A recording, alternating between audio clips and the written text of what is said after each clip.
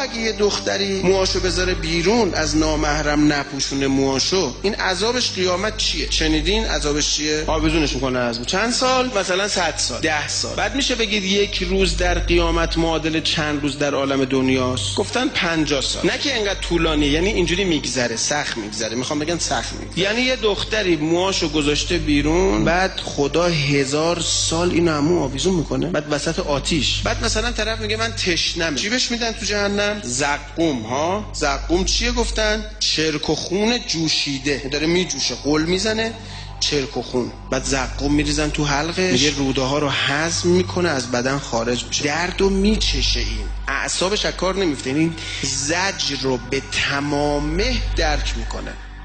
بعد میشه عاشق این خدای شد؟ خب اگه خدا اینجوریه که داعشی خیلی آدم خوبیه، اینقدر دیگه کسی اینا اذیت نمیکنه، اینا هیچی نیستن در برابر اون عذاب.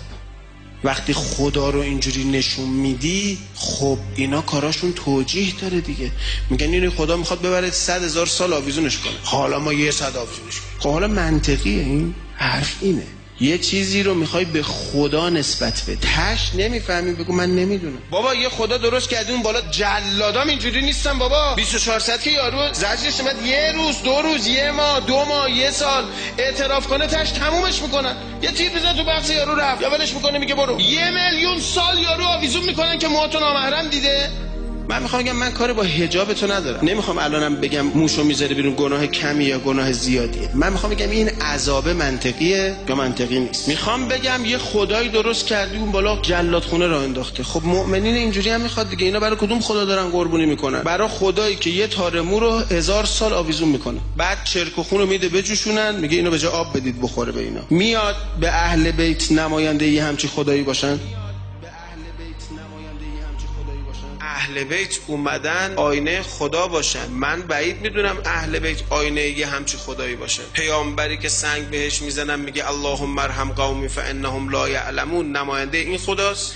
علی که از ظرف شیر خودش میده به قاتل خودش، علی که میره بالا سر قاتلش به قاتلش میگه من تو رو میبخشم اگه زنده بمونم، علی که میره قاتل خودش رو توبه بده، علی که تمام مخارج زندگی اهالی نهروانو میداد. نهروانی ها خودشون اونجا بودن، زن و بچهشون تو کوفه بودن.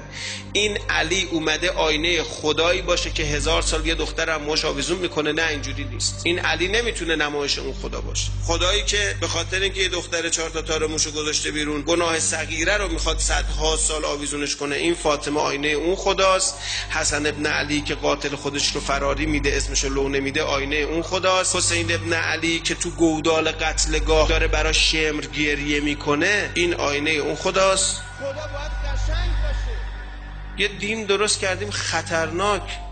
هر کی به یه قدرتی میرسه سریع شروع میکنه سلیقه خودش رو از دین اعمال کردن. به چه حقی اعمال میکنی سلیقه؟ بعد میگه اینی که ما میگیم دینه، هر کی خلاف این بگه خلاف دین گفته. کی گفته اونه که تو میفهمی دینه؟ این فهم تو از دین. آقا خدا قیامت یقه ما رو میگیره، میگه تو چی کاره بودی رفتی گفتی دین اینه؟ به تو چه ربطی داشت آخه؟ نامه داده بودم بهت، ملک به تو نازل شده بود، چی بوده؟ هیچ مرض داشتی؟ نمیگفتی میمردی؟ یه اعتقادی داشتی مال خودت نگه می‌داشتی، پیش منم حجت داشتی، میگفتی من اینو فهمیدم. اما این که این فهمتو رفتی نشر دادی، بعد جلو فهم دیگران گرفتی، بعد با فهم دیگران رو تکفیر کردی، بعد حکم اعدام دادی برای دیگران، خدا میگه خود تو چی کاره بودی این غلطا رو کردی؟ چی میخوای جواب بدی؟ کسی از پیش حضرات معصومین نیومده بیاد بگه معاد اینه که ما میگیم غیر از اینم نیست. آقایون فهمشون از معاد میگن، معادم جز اصول دینه، اصول دین ما عقلیه، هر کس باید فکر بکنه، برای خودش حجتی پیدا بکنه. قرآن و روایات اومدن کمک کنن شما بتونی بهتر فکر بکنی. به هر نتیجه هم رسیدی پیش خودت و خدا مأجوری، تموم شد رفت. قرارم نیست همه به یه نتیجه برسیم، قراره هممون فکر کنیم.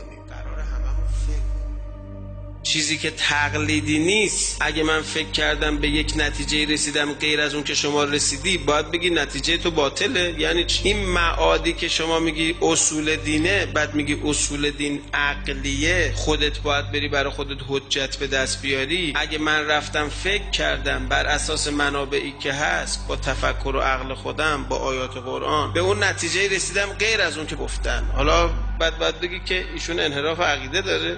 یه طرف میگیم تقلیدی نیست، یه طرف میگیم فکر کن، اگه به اون که غیر از ما میگیم رسیدی تو انحراف فکری داری.